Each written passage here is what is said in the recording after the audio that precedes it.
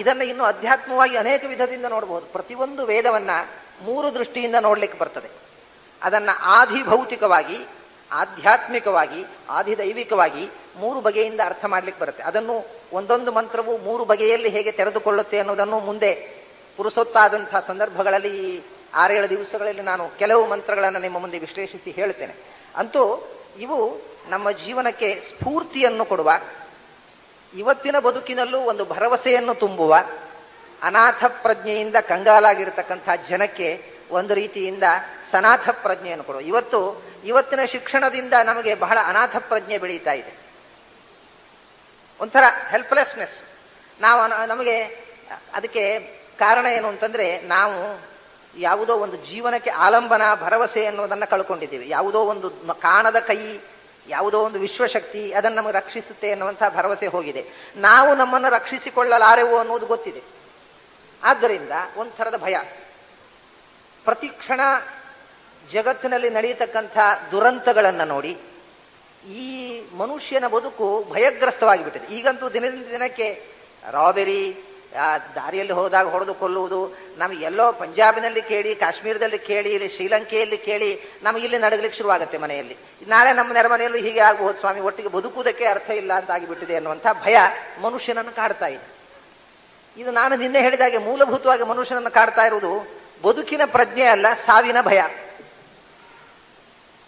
ಇದಕ್ಕೆ ಯಾವ ಭರವಸೆಯನ್ನು ಕೊಡ್ತಾ ಇಲ್ಲ ಮಾಡರ್ನ್ ಎಜುಕೇಶನ್. ಅದು ಇನ್ನಷ್ಟು ಸಾವಿನ ಭಯಕ್ಕೆ ತಳ್ತಾ ಇದೆ ಅವನನ್ನ. ಈ ಬದುಕಿನ ಭರವಸೆಯನ್ನು ತುಂಬತಕ್ಕಂಥ ಮಾತುಗಳು ವೇದ ಸಾಹಿತ್ಯದಲ್ಲಿ ಧಾರಾಳವಾಗಿವೆ. ಋಗ್ವೇದದಲ್ಲಿ ನಾನು ಹೇಳಿದೆ 10,552 ಮಂತ್ರಗಳಿವೆ.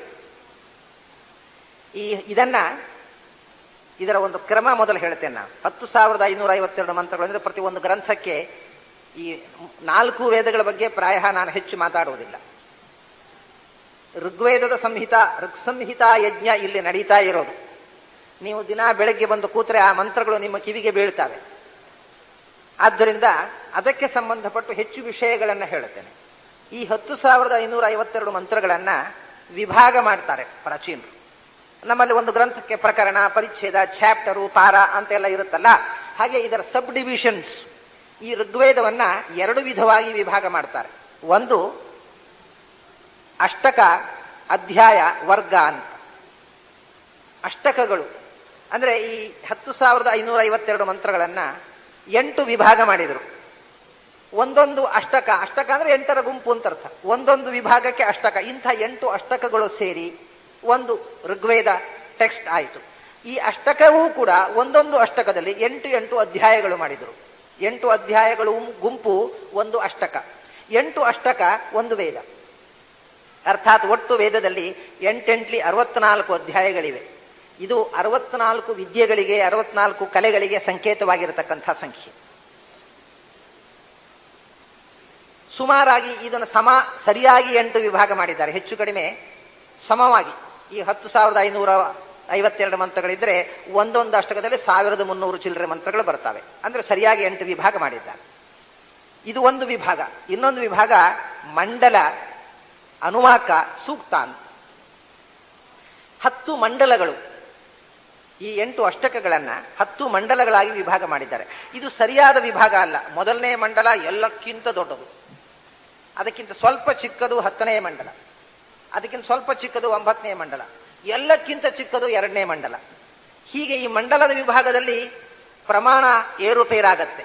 ಕಾರಣ ಏನು ಅಂದ್ರೆ, ಈ ಮಂಡಲ ವಿಭಾಗ ಹೇಗೆ ಮಾಡಿದ್ರು ಗೊತ್ತೋ, ಆ ಮಂತ್ರಗಳನ್ನು ಕಂಡ ಋಷಿ ಪರಂಪರೆಯ ಮೇಲೆ ಮಂಡಲ ವಿಭಾಗ. ನಾವು ಈಗ ಇಡೀ ಋಗ್ವೇದವನ್ನ ಯಾರು ರಚನೆ ಮಾಡಿದರು, ಯಾವಾಗ ರಚನೆ ಆಯಿತು, ಅದರ ಆಥರ್ ಯಾರು, ಇದೆಲ್ಲ ಒಂದು ಪ್ರಶ್ನೆಗಳು ಸಾಮಾನ್ಯ ಜನರಿಗೆ ಬರ್ತವೆ. ವೇದಕ್ಕೆ ಪ್ರಾಚೀನರ ಪ್ರಕಾರ ವೇದಕ್ಕೆ ಆಥರ್ ಇಲ್ಲ, ಲೇಖಕ ಇಲ್ಲ, ಅದನ್ನು ರಚನೆ ಮಾಡಿದವರು ಇಲ್ಲ.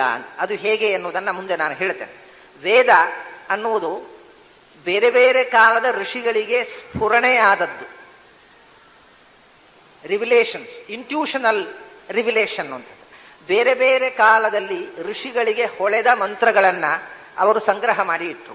ಹಾಗಾಗಿ ಅದು ಎಲ್ಲ ಮಂತ್ರಗಳಿಗೆ ಒಬ್ಬನೇ ಋಷಿಯೂ ಇಲ್ಲ. ಈ ಋಷಿಗಳ ವಿಭಾಗ ಇಟ್ಟುಕೊಂಡು ಯಾವ ಯಾವ ಋಷಿಗಳು ಸಂಗ್ರಹ ಮಾಡಿದರೋ ಆ ಋಷಿಗಳ ಪರಂಪರೆಯ ವಿಭಾಗದ ಮೇಲೆ ಅದನ್ನು 10 ಮಂಡಲಗಳಾಗಿ ವಿಭಾಗ ಮಾಡಿದರು. ಅದರಲ್ಲಿ ಮೊದಲನೆಯ ಮಂಡಲ 191 ಸೂಕ್ತಗಳಿವೆ.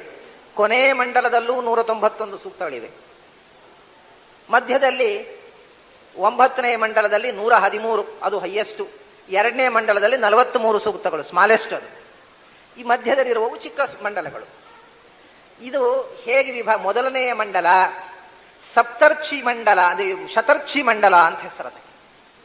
ಶತರ್ಷಿ ಮಂಡಲ ಅಂತಂದ್ರೆ ಯಾವ ಋಷಿ ಕನಿಷ್ಠ 100 ಮಂತ್ರಗಳನ್ನು ಕಂಡಿದ್ದಾನೋ, 100 ಹಿಮ್ಸ್ 100 ಮಂತ್ರಗಳನ್ನು ಕಂಡಿದ್ದಾನೋ, ಆ ಋಷಿಗಳು ಕಂಡ ಮಂತ್ರಗಳನ್ನೆಲ್ಲ ಪ್ರಥಮ ಮಂಡಲದಲ್ಲಿ ಹಾಕಿದರು. ಅದಕ್ಕೆ ಶತರ್ಷಿಗಳು ಆ ಮಂತ್ರದ್ರಷ್ಟಾರರಿಗೆ ಹೆಸರು. 100 ಮಂತ್ರಗಳನ್ನ, ಕನಿಷ್ಠ 100 ಮಂತ್ರಗಳನ್ನ ಏಕಕಾಲದಲ್ಲಿ ಕಂಡವರು.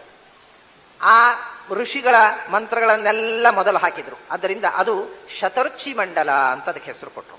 ಅದು ದೊಡ್ಡದಾಯ್ತು. 2ನೇ ಮಂಡಲ, ಅದಕ್ಕೆ ಗೃತ್ಸಮದ ಮಂಡಲ ಅಂತ ಹೆಸರು. ಅಂದ್ರೆ ಆ ಮಂಡಲದಲ್ಲಿ ಇರುವ ಮಂತ್ರಗಳನ್ನು ಎಲ್ಲವನ್ನೂ ಗೃತ್ಸಮದ ಋಷಿ ಮತ್ತು ಅವನ ಪರಂಪರೆಯವರು ಕಂಡದ್ದು. ಗೃತ್ಸಮದ ಮಂಡಲ ಅಂತ ಕರೆದರು ಅದಕ್ಕೆ. 3ನೇ ಮಂಡಲ ವಿಶ್ವಾಮಿತ್ರ ಮಂಡಲ ಅಂತ ಹೆಸರು ಅದಕ್ಕೆ, 3ನೇ ಚಾಪ್ಟರ್ಗೆ. ಕಾರಣ ವಿಶ್ವಾಮಿತ್ರ ಮತ್ತು ಅವನ ಪರಂಪರೆಯವರು ಕಂಡ ಮಂತ್ರಗಳು ಮಾತ್ರ ಅದರಲ್ಲಿರುವುದು. ಅದು 3ನೇ ಮಂಡಲ, ವಿಶ್ವಾಮಿತ್ರ ಮಂಡಲ. 4ನೇ ಮಂಡಲ ವಾಮದೇವ ಮಂಡಲ ಅಂತ, ವಾಮದೇವ ಋಷಿ ಮತ್ತು ಅವನ ಪರಂಪರೆಯವರು ಕಂಡ ಮಂತ್ರಗಳೆಲ್ಲ 4ನೇದರಲ್ಲಿ ಬಂತು.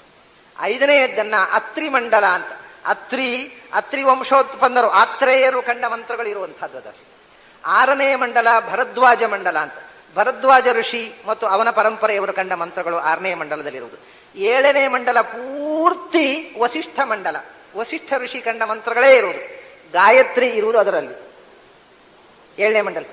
ಆಮೇಲೆ 8ನೇ ಮಂಡಲ ಅನೇಕ ಜನ ಬೇರೆ ಬೇರೆ ಋಷಿಗಳು ಕಂಡ ಮಂತ್ರಗಳಿವೆ. ಅದಕ್ಕೆ ಏನ್ ಮಾಡಿದ್ರು, ಋಷಿಗಳ ಹೆಸರಿನಿಂದ 7 ಮಂಡಲಗಳಿಗೆ ಹೆಸರು ಕೊಟ್ರು.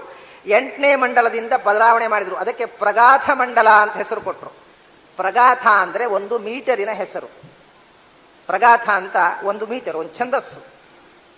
36 ಅಕ್ಷರಗಳ ಛಂದಸ್ಸಿಗೆ ಬೃಹತಿ ಅಂತ ಹೇಳ್ತಾರೆ ಸಂಸ್ಕೃತದಲ್ಲಿ. 36 ಅಕ್ಷರಗಳು.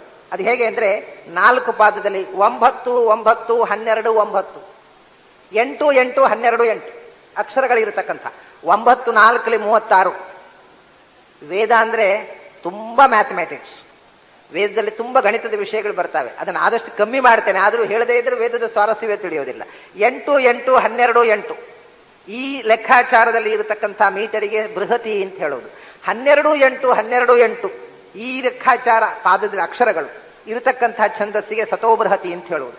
ಬೃಹತಿ ಮತ್ತು ಸತೋಬೃಹತಿ ಅನ್ನುವ 2 ಛಂದಸ್ಸುಗಳು ಜತೆ ಸೇರಿದರೆ ಅದನ್ನು ಪ್ರಗಾಥ ಅಂತ ಕರೀತಾರೆ. ಇಡೀ ಪ್ರಗಾಥದ ಛಂದಸ್ಸಿನ ಮಂತ್ರಗಳೇ ತುಂಬಾ ಇರುವುದರಿಂದ ಆ ಮಂಡಲವನ್ನ ಪ್ರಗಾಥ ಋಷಿಗಳ ಮಂಡಲ ಅಂತ ಕರೆದರು. ಪ್ರಗಾಥ ಛಂದಸ್ಸಿನಲ್ಲಿ ಮಂತ್ರವನ್ನು ಕಂಡ ಋಷಿಗಳ ಮಂಡಲ. 9ನೇ ಮಂಡಲದಲ್ಲಿ ಋಷಿಗಳು ತುಂಬಾ ಇದ್ದಾರೆ, ಮೀಟರು ಬೇರೆ ಬೇರೆ ಇದೆ. ಅದಕ್ಕೇನು ಹೇಳಿದ್ರು, ಅದಕ್ಕೆ ಪವಮಾನ ಮಂಡಲ ಅಂತ ಕರೆದ್ರು. ಕಾರಣ 9ನೇ ಮಂಡಲದಲ್ಲಿ ಬರೇ ಪವಮಾನ ಸೂಕ್ತಗಳು.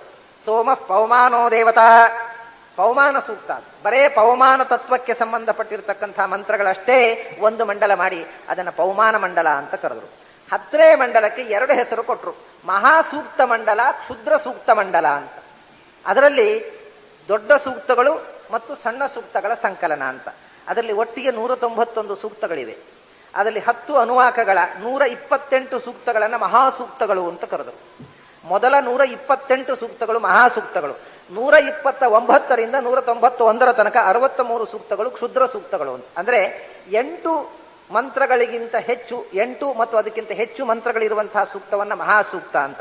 ಅದರ ನಂತರ ಬರುವವು 7, ಅದರ ನಂತರ 6, ಅದರ ನಂತರ 5, ಅದರ ನಂತರ 4, ಅದರ ನಂತರ 3 ಮಂತ್ರಗಳು ಬರತಕ್ಕ ಸೂಕ್ತಗಳು ಕೊನೆಗೆ ಬಂದವು. ಅವನ್ನು ಕ್ಷುದ್ರ ಸೂಕ್ತಗಳು ಅಂತ ಕರೆದ್ರು. ಆ ಋಷಿಗಳನ್ನು ಮಹಾಸೂಕ್ತರು ಮತ್ತು ಕ್ಷುದ್ರ ಸೂಕ್ತರು ಅಂತ. ಅಂದ್ರೆ ಇದನ್ನ ಎಡಿಟ್ ಮಾಡುವಾಗ ಬಹಳ ವ್ಯವಸ್ಥಿತವಾದ ಎಡಿಟಿಂಗ್ ಇದು. ಋಷಿಗಳ ವಿಭಾಗ, ಛಂದಸ್ಸಿನ ವಿಭಾಗ, ಮಂತ್ರಗಳ ಸಂಖ್ಯೆಯ ವಿಭಾಗ ಇಟ್ಟುಕೊಂಡು ಈ ಮಂಡಲಗಳಿಗೆ ಹೆಸರು ಕೊಟ್ಟಿದ್ದಾರೆ. ಈ ರೀತಿಯಾಗಿ ಈ ಬೇರೆ ಬೇರೆ ಋಷಿಗಳಿಂದ ಬೆಳೆದು ಬಂದಂಥ ಮಂತ್ರಗಳ ಒಟ್ಟು ಸಂಕಲನ 10,552 ಮಂತ್ರಗಳು. ಈ ಋಗ್ವೇದ ಒಂದು ದೃಷ್ಟಿಯಿಂದ ಎಲ್ಲ ವೇದಗಳಿಗೆ ಮೂಲಭೂತವಾಗಿ ನಿಂತಿತು. ಯಜುರ್ವೇದ ಅನ್ನತಕ್ಕಂಥದ್ದು ಯಜ್ಞದ ವಿವರಣೆಯನ್ನು ಕೊಟ್ಟರೂ ಯಜ್ಞದ ಮಂತ್ರಗಳನ್ನು ಹೇಳ್ತಕ್ಕಂಥದ್ದು ಋಗ್ವೇದ. ಸಾಮವೇದದಲ್ಲಿ ಋಗ್ವೇದದ ಮಂತ್ರಗಳಿಗೆ ಗಾನ, ಬೇರೆ ಮಂತ್ರಗಳಿಲ್ಲ. ಹಾಗಾಗಿ ಸಾಮವೇದವೂ ಕೂಡ ಋಚಿ ಅಧ್ಯೂಢಂ ಸಾಮ ಅಂತ. ಋಗ್ವೇದದ ಮಂತ್ರಗಳು, ಅದಕ್ಕೆ ಗಾನ ಸೇರಿಸಿದಾಗ ಸಾಮವೇದ ಆಗುತ್ತೆ. ಮೂಲಭೂತವಾಗಿ ಟೆಕ್ಸ್ಟಿನ ವಾಲ್ಯೂಮಿನ ದೃಷ್ಟಿಯಿಂದಲೂ ವಾಲ್ಯೂಮಿನಸ್ ಟೆಕ್ಸ್ಟ್ ಋಗ್ವೇದದ ಗ್ರಂಥ ಬಹಳ ದೊಡ್ಡದು. ಆಮೇಲೆ ಎಲ್ಲ ಗ್ರಂಥಗಳಿಗೂ ಎಲ್ಲ ಅನಂತರ ಉಳಿದ ವೇದ ಶಾಖೆಗಳಿಗೆ ಮೂಲಭೂತವಾಗಿರತಕ್ಕಂಥ ಗ್ರಂಥವೂ ಹೌದು.